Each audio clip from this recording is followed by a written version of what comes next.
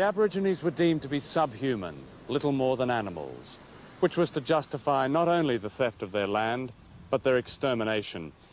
An edition of the Encyclopedia Britannica, still in circulation when I was at school, described them as only an animal of prey, more ferocious than the leopard or the hyena.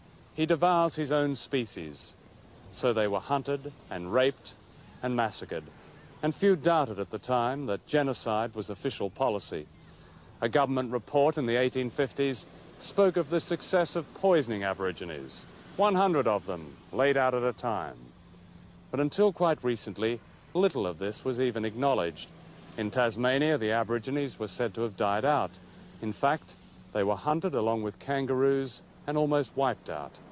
In New South Wales, by 1845, the tribe who had watched Captain Cook sail here into Botany Bay was reduced to 3 women and a man. In Victoria, an Aborigine called Old Mr. Burt recalled this story told by his mother. They buried our babies with only their heads above the ground. All in a row they were. Then they had a test to see who could kick the babies' heads off the furthest. One man clobbered a baby's head off from horseback. They then spent most of the day raping the women. Most of them were then tortured to death by sticking sharp things like spears up their vaginas until they died.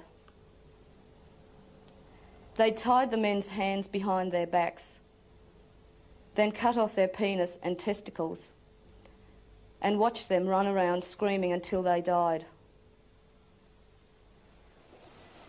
One of the most enduring myths about the Aborigines is that they did not fight back. In fact, the war of resistance lasted more than a century, some of it here on the banks of the Hawkesbury River, north of Sydney. During the 1930s, my father built a cottage here, on the beach at an Aboriginal place called Patonga. I think we knew that somebody had lived at Patonga at some time, but no one talked about it. In fact, an entire nation had lived here on and off for thousands of years. They were called the Jurag, a unique Aboriginal people, tall and slender, whose country extended to a 40-mile radius north of Sydney, and the mighty Hawkesbury River was theirs. And when the British established the town of Windsor in the early 1800s, a great war began. This war was not recorded in the Imperial Chronicles of Australia. Growing up here, I knew nothing about it, and I suspect that's still true of the people in the smart beach houses here today.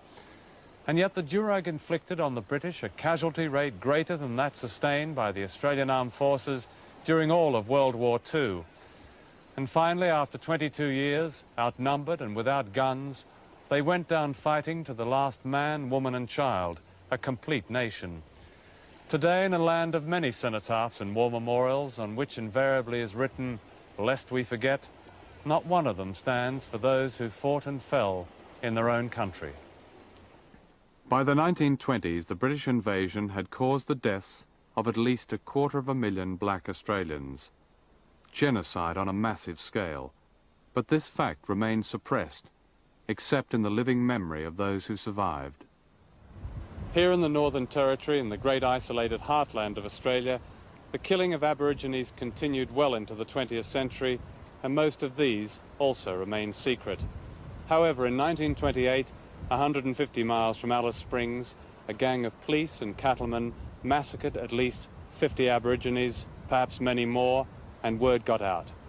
A public inquiry was held, and its findings were summarized in these 3 words: the shooting was justified. In giving evidence, Constable William Murray said, "We shot to kill. What use is a wounded blackfellow